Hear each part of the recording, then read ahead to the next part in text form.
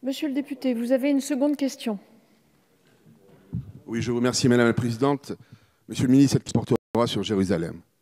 Mardi, devant le Conseil de sécurité, la France a réitéré sa position en faveur d'une Jérusalem divisée, capitale de deux États. Toujours la même posture idéologique. Souffrez de m'entendre, mesdames et messieurs des communistes et des insoumis.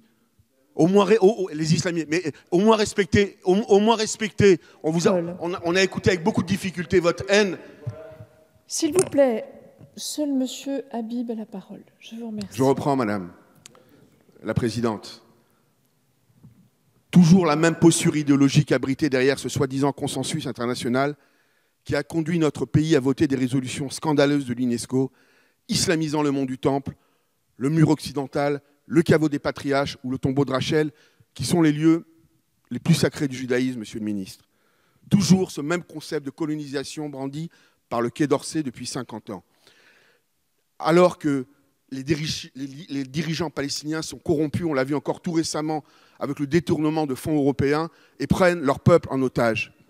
Monsieur le ministre, c'est toute notre politique moyen-orientale qui souffre d'un logiciel périmé. Albert Einstein disait « La folie, c'est de faire toujours la même chose et de s'attendre à un résultat différent ». Le conflit israélo-palestinien n'est pas un conflit territorial, mais une guerre de civilisation. Le 6 décembre, la décision historique du président des États-Unis de reconnaître Jérusalem, capitale d'Israël, a rompu un statu quo.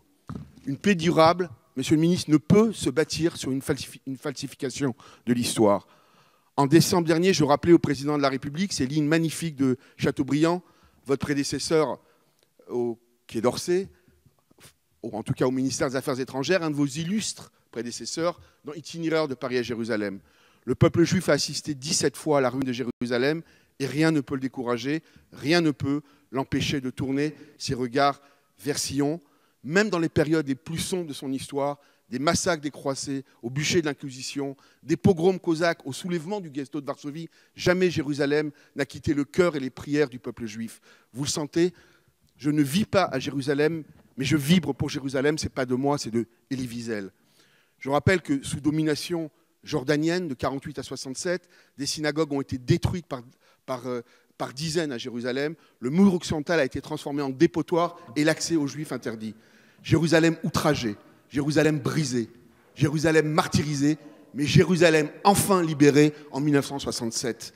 Monsieur le ministre, je termine, Madame la Présidente, nous rêvons d'une paix juste au Moyen-Orient. Le président de la République et vous-même, et les ministres, et le ministre des Affaires étrangères peuvent faire bouger les lignes.